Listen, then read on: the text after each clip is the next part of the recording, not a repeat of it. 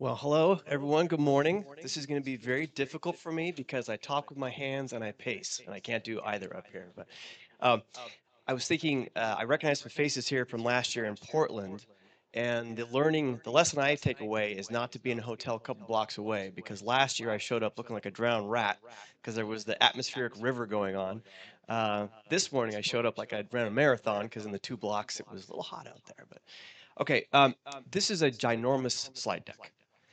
And the idea is it tries to cover everything going on right now in EPR.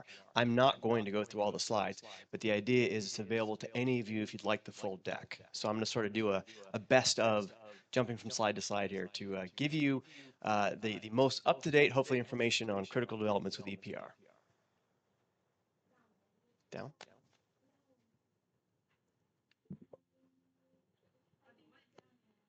Ah, thank you. Okay, got it. Okay, so thank you for the introduction, Billy. As she said, we're part of the Reclay group of companies. We're based out of Europe. We've been doing consulting with brands on their EPR compliance strategies for close to 30 years because EPR for packaging has been around for close to 30 years in Europe. We've been in Canada for 2 decades under the same logic, and then broke ground in the US a couple years back, and now have a North America consulting group as we put the two groups together. We have several business units, but the other primary one, we do operate producer responsibility organizations in both Europe and Canada. So we've got some operational expertise behind the consulting work that we do. So the disclaimer is not legal advice I'm giving. This happens a lot where actually, I have to submit the deck the week before the conference, and things have changed by the morning of, including in this presentation. I have to add one new piece of information that came out just the other day. So this isn't legal advice. Things change, but this is again just kind of trying to skip the rock across the pond, so to speak.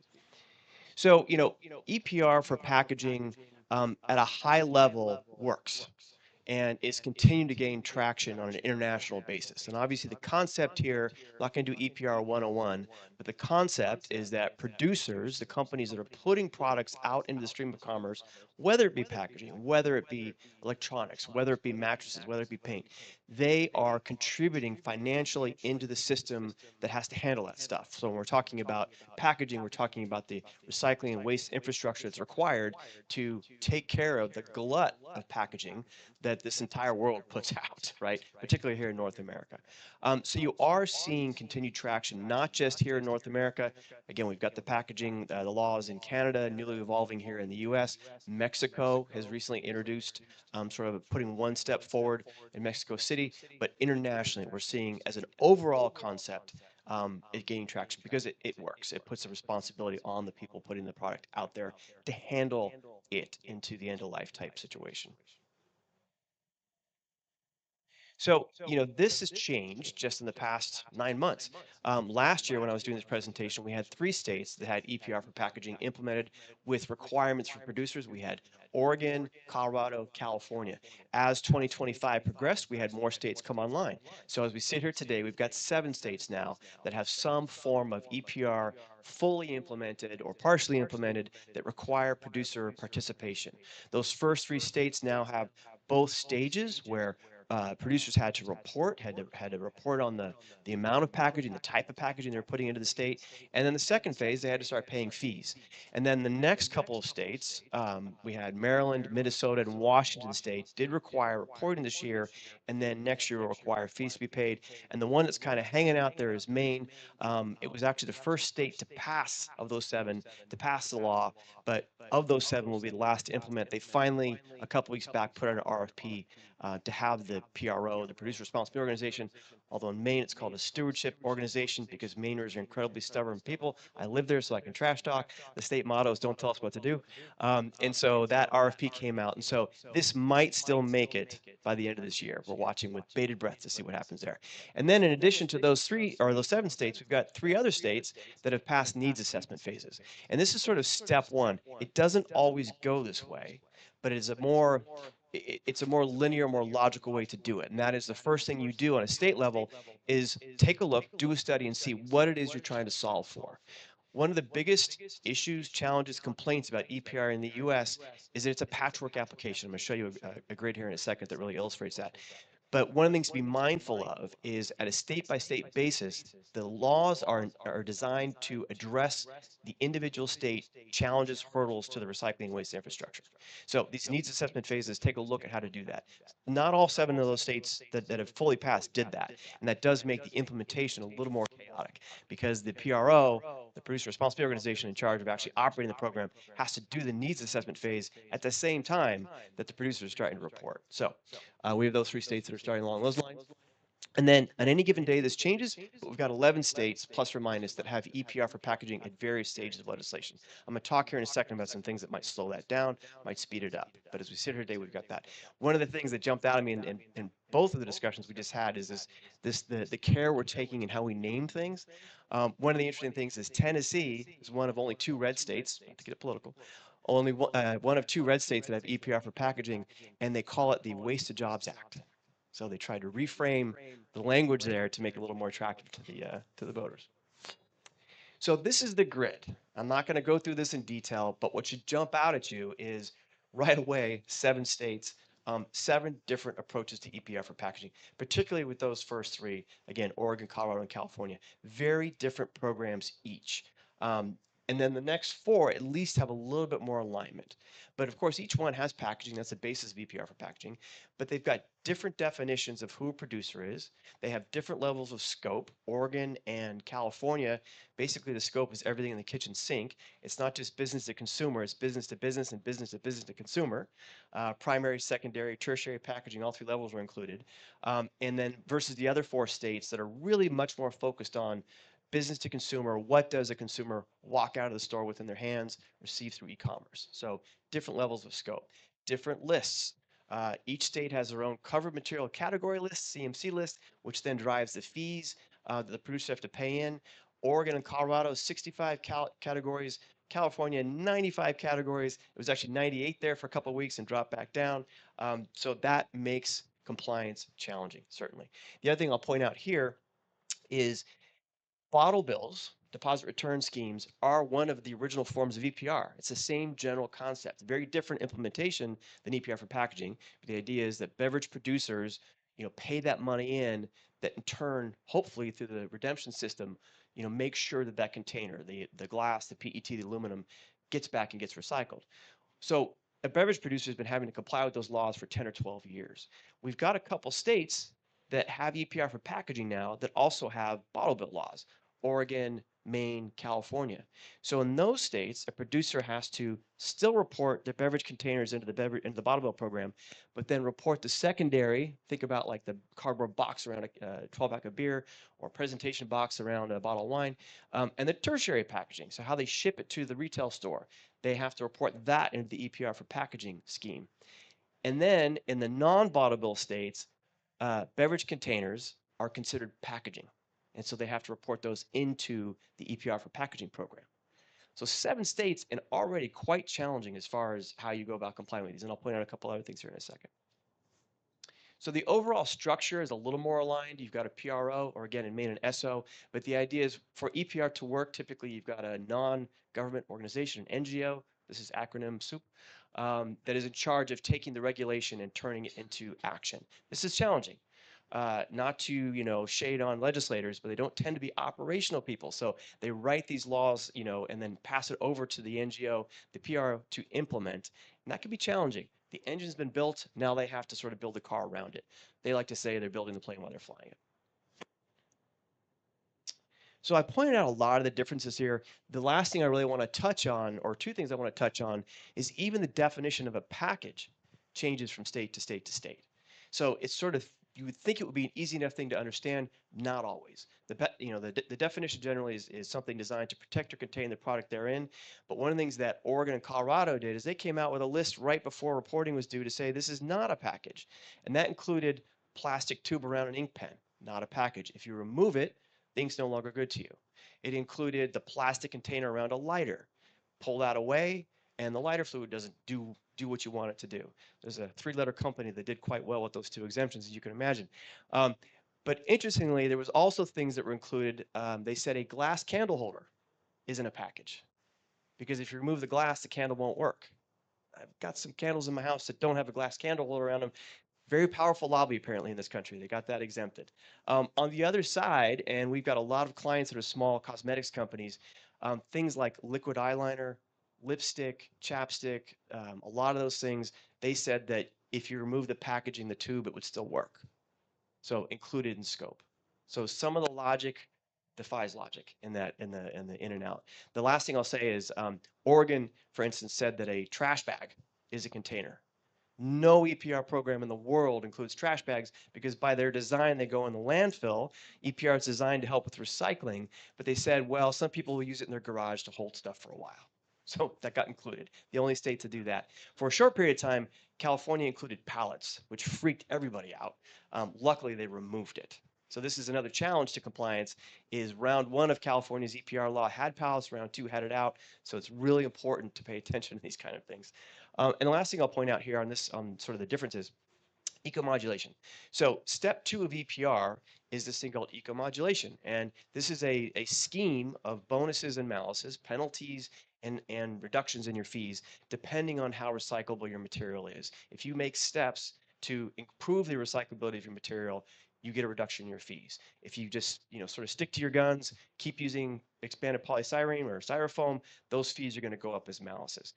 Those systems are different state to state to state. Oregon very much focused on carbon footprint, said you have to do an LCA, life cycle assessment, to get your bonuses. It's the only state to do that. Probably doesn't pay for the reduction in fees you get in that state. California, I'll talk about in a second, tied it to their source reduction plan. So another challenge for producers. Every state has a different way of penalizing or bonusing producers for making their packaging more sustainable. Okay, so quick legislative updates here, legal updates. So again, Oregon was the first state to implement and the first one to have it sort of A to Z put in play. In fact, today we're seeing the second phase of what the producer responsibility organization has to do, and that is they're spending the money. So the producers paid in, I think it's the second round of invoices now. And so Circular Action Alliance, which is the PRO for 5 or 6 of the 7 states, they're now spending the money. And one of the things they're doing in Oregon is one of the first steps was to improve recyclability in what they call, recyclability deserts, right? So rural areas, Oregon, like Maine, like other states, gets rural really quick once you get outside of the big cities.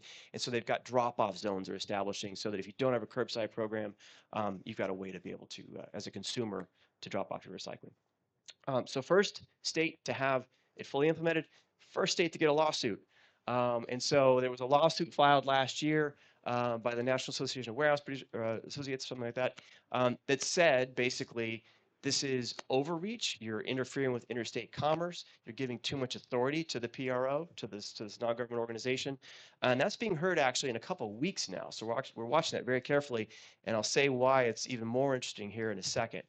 So producers that belong to that association when it was filed have not had to comply at this time. The next thing that is happening in Oregon is they're in enforcement phase. So quick numbers, in Oregon and Colorado, 3,300 producers registered and reported last year. So there are some missing. In California, the 4th largest economy in the world, 1,800 producers reported last year. There's a lot missing.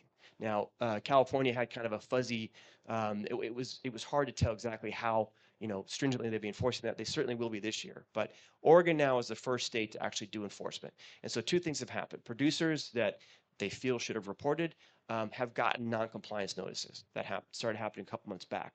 And the other interesting thing, which all the states at this point will be able to do, is there is a naughty list publicly available of 250 recalcitrant producers, or as in the industry speak, they're called free riders. So public can get online and see who's not complied with this. And the idea is to have consumer sort of encouragement for producers to comply with the law. Sooner or later, all these states, and Oregon will be the first, do have daily fines, $50,000 a day for noncompliance, and ultimately bans. So if someone really just sort of digs down and doesn't want to comply, there will be repercussions. So, yeah, and the other thing that's going on there is this is in the center of every state, particularly those first 3. Center of debate is around flex film, flexible packaging, around meat, poultry, fish, produce. And each state, in one way or the other, is really having a hard time addressing that. None of the states are allowing chemical recycling as an approved form of recycling. So therefore, the flex film isn't considered recyclable. under the schemes they have. Therefore, it's going to get more and more expensive for producers to use it because of the fees will keep going up. California in particular will, faster than the other states, ultimately ban it.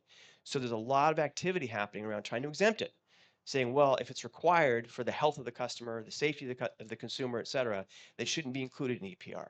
So Oregon is one of the first states, but it's happening everywhere, that is trying to address this, at least have some sort of moratorium until the recycling technology can catch up with it, with the material. And this is one of the things we're seeing happening in the world of EPR, is there's really interesting packaging technologies and recycling technologies that this is getting boosted because these brands are going to have to figure out a way not only to pay less, but again, in a state like California, ultimately, in order to be able to sell into the state to address these recycling challenges they have. Colorado had a very narrowly, not narrow, but a more focused program. Again, mostly just looking at packaging that a consumer walks out of the store with. So a little bit less activity there. No lawsuits yet.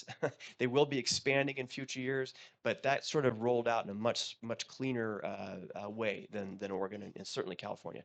The one interesting thing that's happened here I want to point out is there's kind of what I call a sub PRO.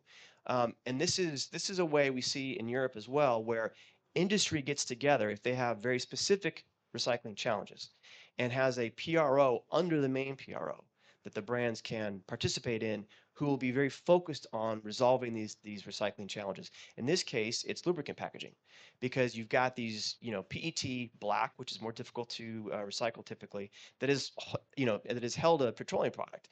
Whether it's motor oil or antifreeze, et cetera, it's hard to recycle. So the idea is as a producer can join this group, who will then be very focused in trying to get these challenges addressed. So now California, and this could be a 2-hour presentation, it could be an all-day presentation. It's the gorilla in the room. So SB 54 got put forth, pulled back, put forth, pulled back, put forth. It's now in play. There were actually 2 years required to report on. I will say California has its EPR on steroids. For a while, it looked as if PPWR in Europe might be actually more complex. I don't think so. Most people who are sort of EPR experts say California is the most widespread in scope, the most ambitious, if not aggressive, EPR for packaging program in the world. It has very ambitious goals for recycling. Though at the end of the first period by 2032, 100% of the packaging going in that state will be recyclable or compostable. That 65% will actually get recycled or composted, and that there'll be a 25% reduction in plastic packaging. I'll talk about that in a second. And there's also a $5 billion plastic pollution cleanup fund that producers will be paying into. So you can imagine why it was a bumpy rollout. A lot of people were pushing against it, but here we are today. It's rolled out. There actually, this is what I was sort of saying at the beginning. The slide is now out of date. There are 2 lawsuits filed against the California program now. The first that's listed up here from the Oceana, the Natural Resources Defense Council, and Californians Against Waste, said it didn't go far enough. Despite everything I just said, they said it didn't actually represent the goals that were originally built in by CalRecycle, the state agency there. 3 days ago, there was a massive lawsuit filed by the Attorney General in, I want to say, Nebraska, with 17 other states involved, plus that National Association of Warehouses that I was talking about with Oregon, against SB 54, basically saying the same claims that Oregon did: overreach, restraint of commerce, abrogation of authority to the state, et cetera. So that just happened. So 2 lawsuits filed against the California program, one saying it's too small, one saying it's too big. Like the 3 little bears, we'll see if it ever gets just right. But that's happening. The other thing I'll say here is California has a couple other kind of adjacent bills, and one of them is getting a lot of attention. That is, got a bill called SB 343, Truth in Recycling, Truth in Labeling. And the idea is to prevent greenwashing. One of the biggest challenges to recycling infrastructure, I used to run MRFs, I can tell you, is that through bad education, misleading labeling, et cetera, close to 30% of the packaging that ends up in a standard single stream recycling MRF ends up going right back out the door, hopefully to a more responsible end of life, but sometimes it goes to the landfill. And so one of the things this law is trying to address is that problem. You cannot put the chasing arrows on a package in California unless it is proved to be recyclable by their definition, under their program. Of those 95 categories I mentioned, they've already identified 42 that do not have a path for recyclability. So 42 of those categories, you are not allowed to put the chasing arrows on. The problem with this is there are 26 other states where by law you have to put the chasing arrows on if it has a plastic resin. So you basically are forcing producers to have two types of packaging, one that goes into one state and one that goes into all the others. So there's a lawsuit for that. There's a lawsuit filed against that saying you're making it impossible. Producers have no ability to control whether or not something is recyclable in that single state. And it's also interesting, it's a First Amendment freedom of speech lawsuit saying you can't tell us what to put on our packaging. So we're watching that very carefully.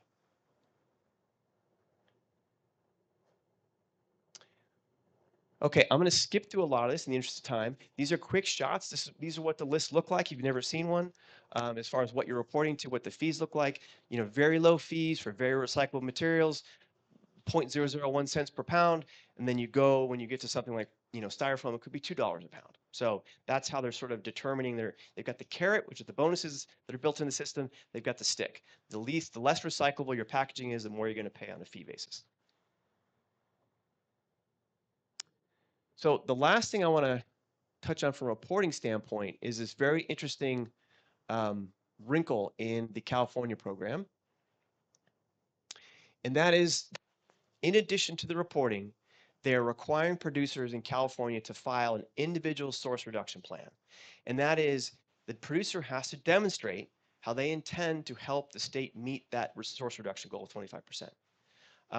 And it's not just the 25% by 2032, there are two benchmarks in there. So you have to show basically by next year that you're going to reduce your plastic packaging by 10%, and that by 2030, you're going to reduce it by 20%. And so I'm not going to go through it all here because we don't have time, but it's a 4-part plan that you have to submit with a lot of math in it, and then also some narrative to show how you're going to go about doing that. Despite there being 40 categories that California said aren't going to make it, aren't recyclable. And you have to actually include in your plan right now a reuse refill option, even if you have packaging that through USDA, FDA isn't allowed to be reused, refilled, or if you don't even sell something that has the ability to do that, you have to talk about how you intend to try somehow or some way to get there.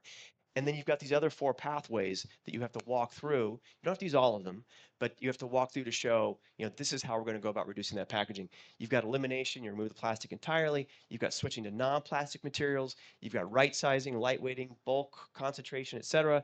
And then including PCR content. But one of the interesting things here is there's a limit on how much credit you can get for post-consumer recycled content of 8%. So you could have 100%. Yeah.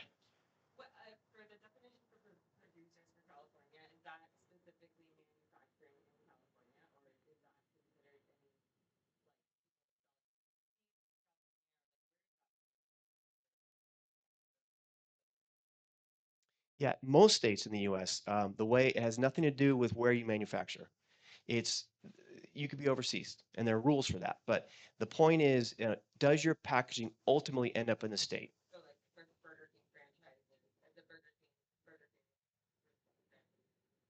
For sure, for sure, yeah. Okay, so I'll skip ahead because I think Billy's standing up. Um, the last thing is just my quick forecast. Look, I got 3 minutes. Okay. Looking into the crystal ball, one thing I just want to point out here is the good news on these source reduction plans is there's some credit. When it first came out, and I skipped the part, these are due by August 1st, so a month away. There was a lot of concern from large brands that had already done a lot of good work saying, okay, we've done all this work over the past couple of years. Why can't we get credit? There is credit now. So if a brand has done source reduction over going back to 2013, there's a way for them to get some credit for that, to get some reductions in the fees they're going to pay. The bad news part is it appears there's a lot of legal opinion saying these plans might be publicly available. And so one of the things we're really advising the brands to do is to be ambitious, aspirational, but realistic. All those things at once, because there might be an ability for the public to get this information through CalRecycle. It's kind of a Freedom of Information Act, which none of the other reporting falls under, but this might be an exception. I'm going to say might there because this is one of these things that's being kind of worked through as we speak. Okay, so we talked about the states. That first slide I showed you, there was 11 states. We're probably set for this year. Most legislative sessions have closed. The one state that everyone was watching that thought was going to cross was New York. They timed out. They didn't. The session closed before they took a vote. I think this is the third year in a row that's happened. You do see these clusters of the states that are really close to the finish line. They tend to be around the other states that have already passed EPR. So there's a very solid kind of northeast contingency of states that are working on this. Everyone thought New Jersey was going to sort of wait for New York to pass. It might be the other way now. New Jersey actually has a lot of sort of underpinning type regulations in their state, including PCR content requirements. And so Jersey might pass soon. Massachusetts has, interestingly, a lot of political will behind it, a lot of support, but no brand support. And typically, not always, but typically it requires both. You have to have industry to back this. You have to have the sort of the bipartisan support for it, which happens because, again, you're bringing money into the state. It is a form of taxation, really. And so you're bringing money in the state to help improve the infrastructure. And so it doesn't tend to always be, despite the color of the states, but once it's in the state, it doesn't tend to be sort of a red versus blue type argument.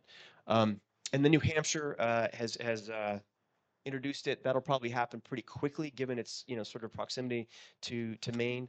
And then we've got, interestingly, the last thing I'll say here is a couple of the states are looking at combined EPR and bottle bill programs. We haven't seen a new state pass a bottle bill program in 10 or 12 years.